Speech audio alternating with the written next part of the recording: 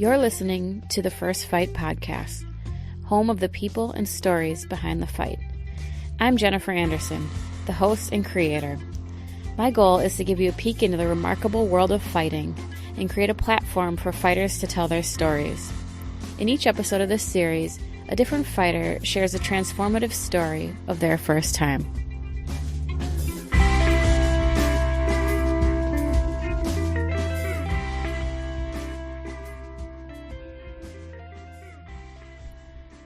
On today's episode, we talk with a good friend of mine, Rex Harris. Rex is one of my husband's main training partners. He's a professional MMA fighter who has been in the game for a long time and has fought in organizations such as the PFL. He tells us about his first fight, a kickboxing fight, and kind of what was going through his head. It's pretty funny. And then we also talk a little bit about what motivates him and how important it is having a supportive spouse in this industry. So enjoy.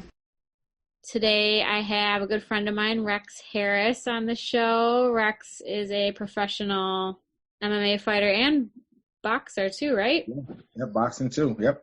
He's been training with my husband, Corey, for a while. Comes up from PA, travels hours every week to come train, and we're going to hear a little bit about his first fight. Absolutely. Well, my first fight happened back in 2009. I was I was a little bit removed from college already. And funny story about how I got into fighting as it was. I actually started out training for professional football.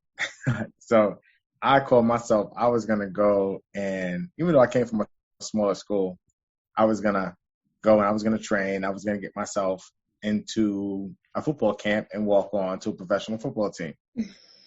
All of my numbers and things of that nature were just as good as, if not better, as any of those guys in the combine. So I thought that was going to be the way to go. Well, I had an enlightening moment. And I said, well, I've been wrestling all my life. So at that time, MMA had just started to get big in Pennsylvania. So I was like, well, that seems like the more likely route to go and the easier transition for me and my skill set. So I got into fighting. So I started learning the striking portion of it. I linked up with my striking coach, Sean Diggs, at the time. And he started showing me, boxing and the kickboxing and all of those different things. And I really couldn't wait. I wanted to fight right away. So I believe it was springtime I got with him, and I was training with him for maybe a couple of months, and I just kept pressing him that I wanted to fight. And he kept telling me no, he didn't want me to fight. So one of my teammates, his name was Keith. He was supposed to have a fight, and it was at Gary Grant's. It was out here in Plymouth, Pennsylvania.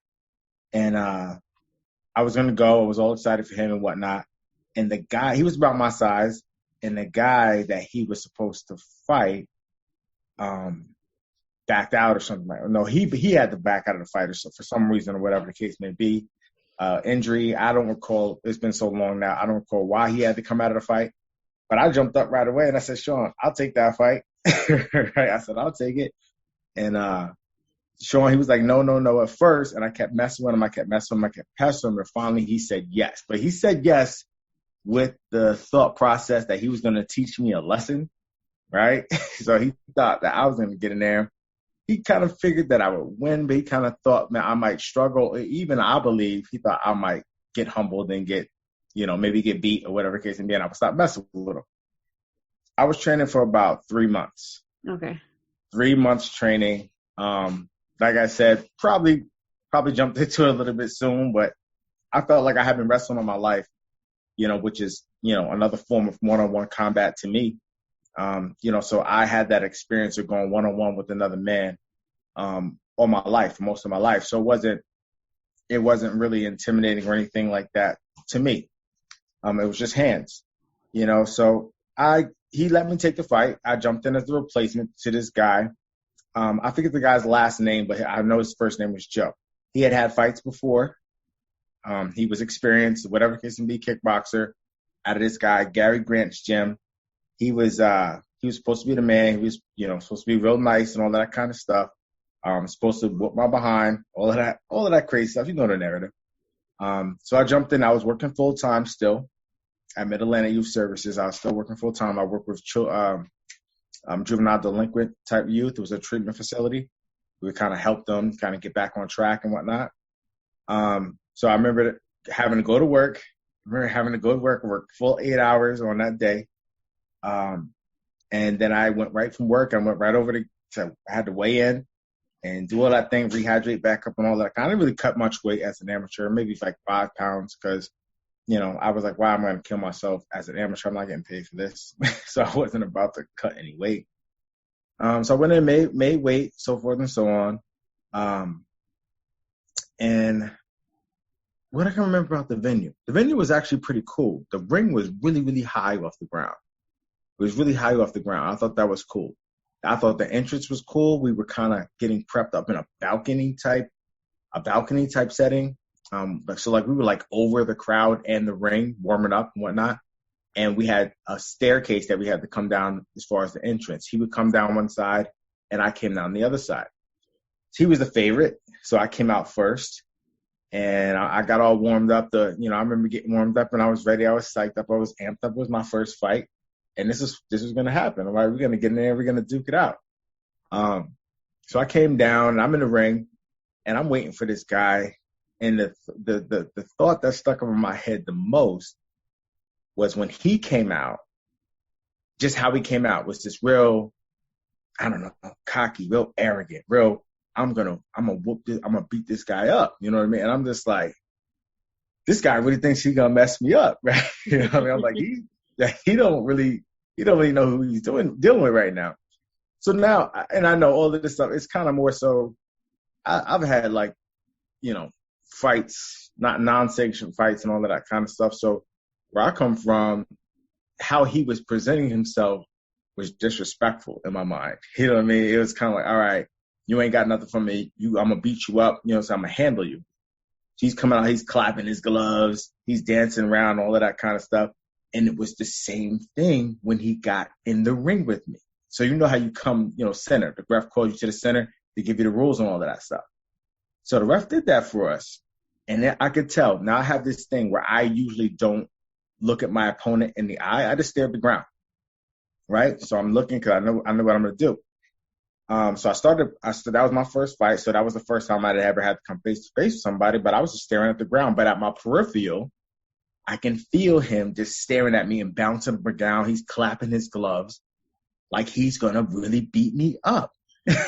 So inside I'm getting so mad and I'm like, I'm going to kill this dude. Right. So the fight starts and nothing crazy jumps off right away. But, we can have a couple of exchanges. Nothing.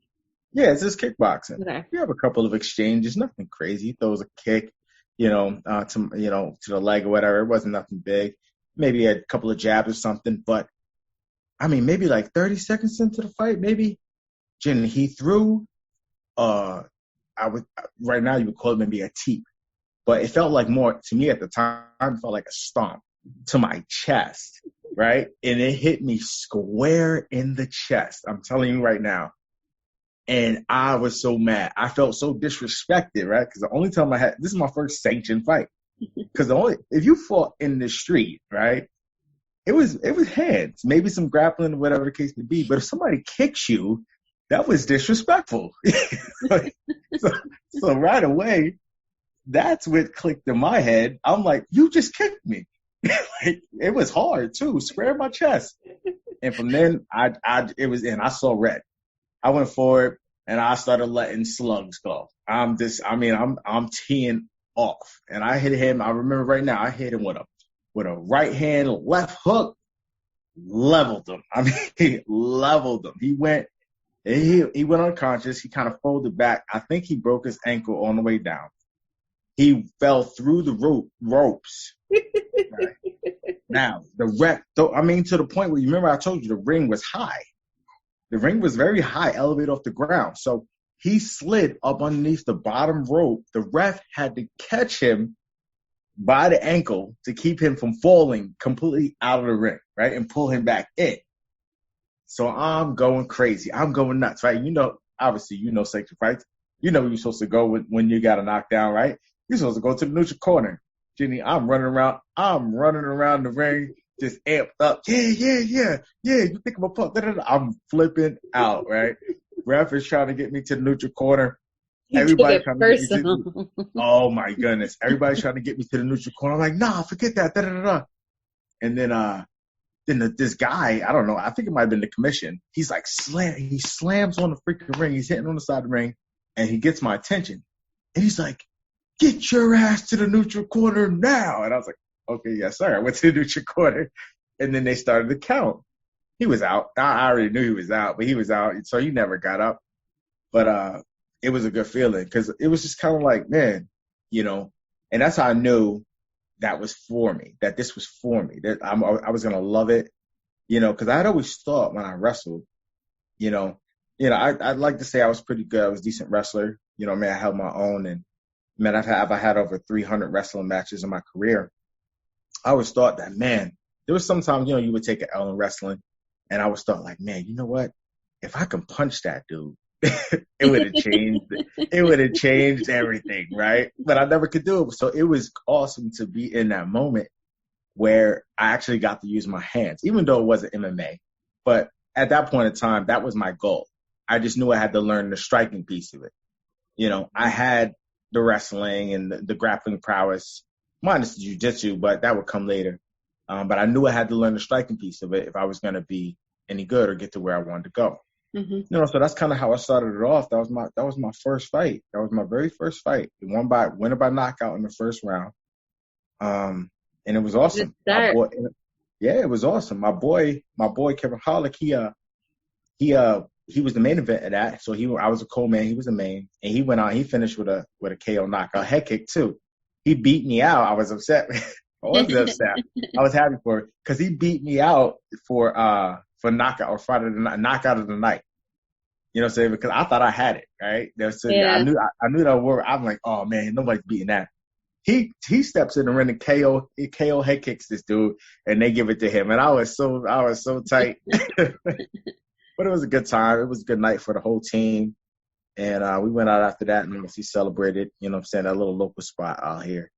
And it was awesome. It was awesome. But the better feeling was that I kind of got to look at my coach like, yeah, you thought I was going to get my ass whooped, right? He didn't want to let me fight. You know what I mean? So that was good too. I mean, you had that experience competing in wrestling, which is helpful. I think that's a big hurdle, is just learning how to compete one-on-one. But did it feel a lot different than wrestling? Like, were you more nervous? It was. I like to think you always have nerves, right? Even when I wrestled, like you have nerves. It wasn't a nerve. It wasn't like oh my goodness, nervous. It was more so just like competing and wanting to always kind of put on a good show and wanting to always kind of compete at your best or what you're capable of. So in that sense, it wasn't any different. It was just different because, okay, now you do got guys that are trying to punch you just as much as you know what I mean? Like you're trying to hit them. So, yeah, there was a little bit more of that for the first one. You know what I mean? But like I said, that all went out the window as soon as he stomp kicked me in my chest. Now I ain't care nothing about anything. We got to get it in. And that was the end of that, So from there, it was kind of like, I felt like it was going to be for me. And I was training with a lot of pros at the time, even though I was an amateur and I'd only been doing it for a short amount of time. So I feel like all that prepared me for it. But yeah, I agree that my wrestling background and just having that experience with that one-on-one combat with somebody else physically is what got me off to a good start in my career. Yeah. That first time, I feel like you just took it personal and that motivated you. What motivates you now going, however many fights later? Well, now, yeah, that was just raw. That was raw and untouched with that first one. My motivation now obviously is different. I've been doing it for a while now. So like I said, that was my first fight, 2009. Here we are in 2021. So I've been doing it for a while. I turned pro in 2011. I still have goals. I still got goals that I want to achieve. I want to accomplish. I'm at a good spot, as far as physically, mentally, in my life. And it may sound cliche, but I know a lot of people say it and all that kind of stuff, but I mean it when I say that. I truly feel like I'm better than I ever have been at this point in time, just because of the growth and the things that motivate me is still just goals left to achieve. And even more so, as I get older, just breaking all of the cliches or whatever case may be that you can't as you get to a certain point in your career, because there's that belief that once you get to a certain point, you're done. You can't compete anymore. What I'm really looking to kind of prove that wrong. You know what I mean? I'm really looking to kind of take it to not only prove it wrong, but take it to a whole nother level. I mean, compete and do some things at a level and start changing too, and one thing about the fight game is things can change real quick, Oh yeah. I feel like we wait, and then everything happens at once, Oh yeah. So I used to be pressed. I used to be pressed about it, and just kind of almost like worried, like I might be missing my time. But I really have put that on my mind, and I'm not really worried about it like that anymore. Yeah. I'm just kind of letting things kind of play out the way they're supposed to play out. Putting my faith in God and trusting in God and whatnot. That He's steering me in the right direction. I mean, I believe He placed these goals and this desire in my heart for a reason. You know what I mean? So I'm just trusting that feeling, and I'm just going with it, and I'm not, trying to make anything happen before it's time, because everything happens in its own time and on God's time. So that's my motivation as of late. What would you say is the biggest hurdle that you've encountered and had to overcome fighting? Biggest hurdle, let's see. The biggest hurdle I would have to say is my location. You know what I mean? Obviously, you guys out there, Nick and Tones, Corey, Carl, all of my teammates and my friends and family out there, have been a big blessing in my career and a major reason why I am where I am today. It's just hard because you are out there. You know what I mean? And there's not as much around here. You know what I mean? It's not like it was out here. When I first started, we had a crazy team out here. You know what I'm saying? We had a lot of pros fighting. There were a lot of young guys that were just coming up into the pro ranking. So we were all kind of right there together. We were all coming up together and fighting and making headways and making noise and making a splash. And one day, just kind of, for a bunch of different reasons, it just kind of went the opposite direction. Next thing you know, one guy fell off and another guy fell off, and then the main guy fell off, and next thing you know, quite frankly, it was just me. So I'm kind of out here on an island, trying to make this happen. Doing traveling and I'm gonna do everything I got to do. So I'm gonna continue traveling, continue going to get the work that I need to get. But it makes it a little more hard, a little more difficult that way. But I look at it, it's okay, because there's plenty of other fighters out there that have to do the same thing. You know what I mean? So I'm just kind of looking at it as this is the path that I have to take, is that I have to travel. I'm making it work. I got a good group of guys, consistent guys out here that I work with now. That get me to work while I'm out here. I still work with Sean out here, when it comes out mitt work and stuff like that. So I'm getting what I need while I'm out here, and then I travel for all the rest. But that's the biggest hurdle. It's just not necessarily having consistently, the Corey, the Andersons, and the Robersons to work with on a daily basis. That's the biggest hurdle. But like I said, I'm out here and I'm making the best of it, and we're not slowing down now just because of that. You know what I mean? Well, it shows your dedication that you're willing to drive 3 hours every week to come train. So, and half the time people don't want to come back and train with Corey. And I so the know. fact that you go out of your way to come back I know says a why. lot. I could clearly see why, right? Goodness gracious, but you know how it is. It's this game is tough and it's rough. And the way I look at it as, yeah, there's gonna be days where it sucks. You're gonna have days other that are better. But when I get in that cage, I know that I've been tried.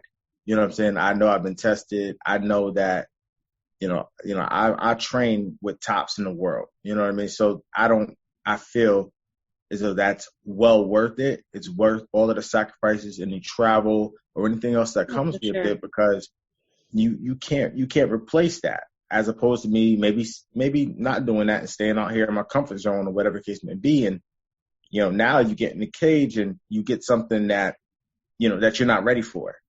You know what I mean? I truly believe once I do step in the cage, there's nothing that I won't be prepared for, because I No. see the best on a regular basis. I've known people So like that too who like being a big fish in a little pond. yeah, But when it comes down to fighting, I feel like they always have that like lack of confidence because they know they haven't been pushing themselves, you know? If absolutely. you know deep down if you've been taking on the right challenges, training, I think, and it shows in your performance. 100%, 100%. And then you get in there and you realize that real fast, and then it's too late. And like you said, it shows you in performance, and and you can't hide it at that point. That's a bad feeling, and I try to avoid that feeling at all costs. I know if I go in there and I lose, it wasn't because I wasn't prepared or I didn't have the work. You know what I mean? And Hmm. that means more to me than anything. Than me maybe staying in my comfort zone or staying in my bubble and feeling good or whatever, going in there and then losing, and then I don't know, maybe pointing fingers or trying to blame it on somebody or whatnot. But um, so yeah, that's the biggest challenge. That's the biggest hurdle, with this. But like I said, those things. My situation is what it is for a reason. Hmm. And I just try to do my best to make the best of it, regardless. You know what I mean? Now you have a very supportive partner, fiance. Absolutely. How important is that to you to in this kind of career and It's lifestyle? it's everything. It's everything. I mean, full tilt, because you're a great partner to Corey, so full well what it is to have somebody in this life and in this career. You know what I mean? So she supports me, and she has since day one supported me, through everything that I have to go through, deal with, the trips, the sacrifices, the constant training and whatnot. I'm sure, it's never been said like that, but I'm sure, there are times when she maybe wishes, hey, I didn't have to go train. You know what I mean? I Hmm. could just stay and maybe hang on the couch or something like that. Or, on Saturdays even, maybe I didn't have to drive down, and spend the whole day away from them and whatnot. You know what I'm saying? I don't see her pretty much at all, when I have to travel out there. You know what I mean? Until, probably late that night, maybe 10, 11 o'clock at night. So that stuff gets rough, you know what I mean? But never is there a complaint. Never, is there giving me a hard time about it. There's understanding. She knows what I'm doing. She could very easily follow suit with everybody else and be like, look, you know what I mean? It's like, you're such and such, you're getting to this point or whatever, just go in a different direction. But that's not it. She understands I have goals, and she supports those goals, and um, she helps get me through that. And that's important. That's important, to have a relationship where your partner is supportive of you, and they're pushing you just as much as you're pushing yourself. Yeah. You know what I mean? Because if you go in the different directions there, it's likely it's not going to work. Yeah. So I love her for it. And we just gonna keep pushing until we hit our goal. It's definitely it's not a career or lifestyle that you can have without a supportive partner or someone that understands. It's like any art, you have to like really be all in, you know. Oh, And absolutely. a lot of people don't get it, but to have someone that does makes a big difference, I would say. Oh, it does. It does. And especially since like day one, right? Because, Yeah. you know, I haven't always been, you know, where I am now, you know, and so it's kind of like you know, it's very easy to think like when you first, you know, start doing this thing, oh, it's going to be like a phase or just a little hobby and you're going to move on. But for me to be doing it this long, you know, and I'm not showing any signs and I don't foresee myself stopping anytime soon, you know, Yeah. and her knowing that and still like, yeah, let's go, you know what I mean? And pushing right along with me. It's amazing. And it's a credit to her and it's a credit to our relationship and the strength of, our relationship together, you know? Mm-hmm. Well, that's awesome. I love Alyssa. Yeah. So Oh man, she's awesome. she's like She's the awesome. most motivating person.